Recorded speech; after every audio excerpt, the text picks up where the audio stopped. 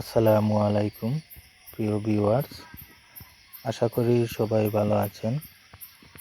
ছোট্ট একটি কাজ নিয়ে হাজির হলাম আপনাদের সামনে।